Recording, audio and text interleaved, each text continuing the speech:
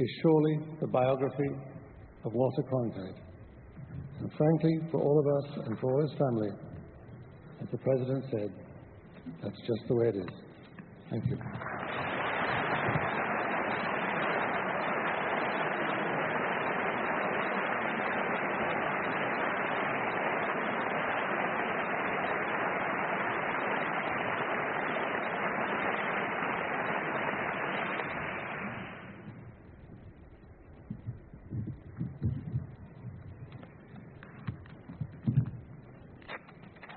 I have listened with envy today and over the last few weeks to those whose friendship with Walter lasted nearly a lifetime. Mine did not. Though we were acquainted from the 1970s, we did not become friends until late in life for both of us. It was some interminable event, Southern California.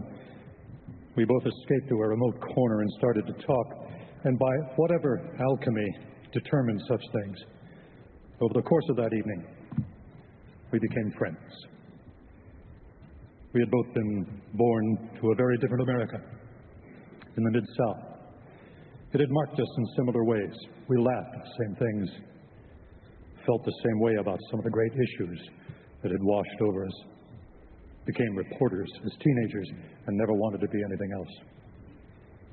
I was not unaware of the disparity of our experiences, and if, on occasion, I forgot, my wife of 50 years, Nina, was there to remind me.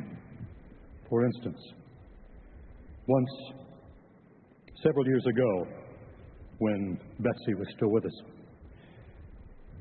Walter and Betsy and Nina and I went to a favorite restaurant not so far from here. Patsy's down on 56th Street. Lunch started promptly at noon and was still going strong at 3. I am told that the stock of Maker's Mark and Johnny Walker Black went up several points on the big board that day. I have no independent verification of that. I do know, however, that as Nina and I walked back to our hotel, I, very exuberant and enthusiastic, said, "Wasn't that wonderful? Two old news guys telling each other stories." And Nina said, "Yep. You told him about the Newport, Kentucky firefighters strike, and he told you about Anwar Sadat."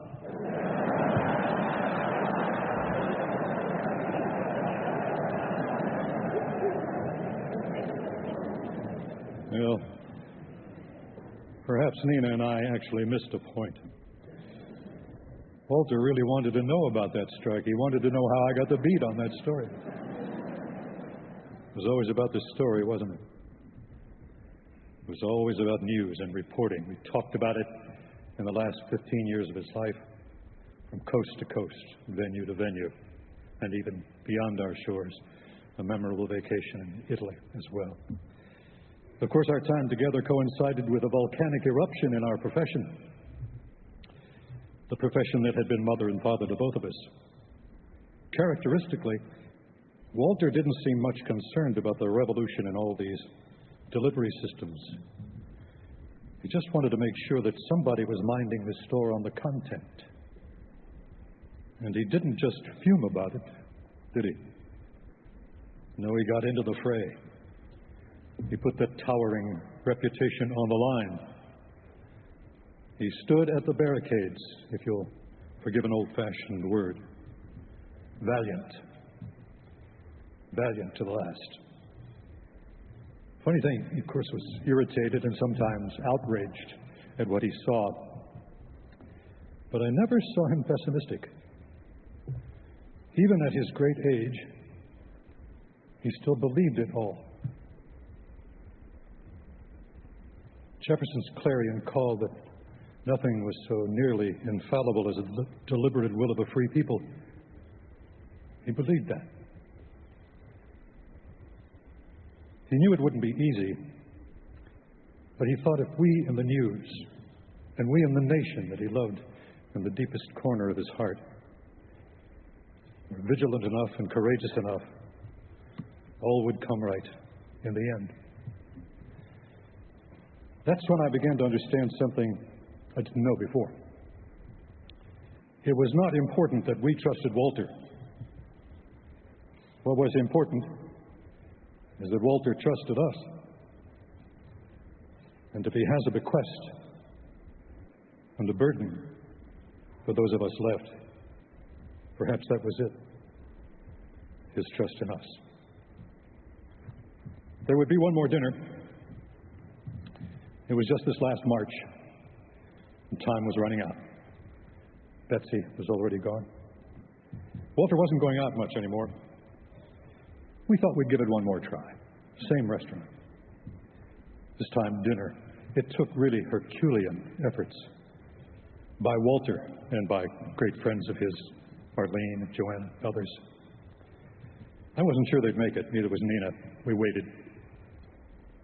There they were.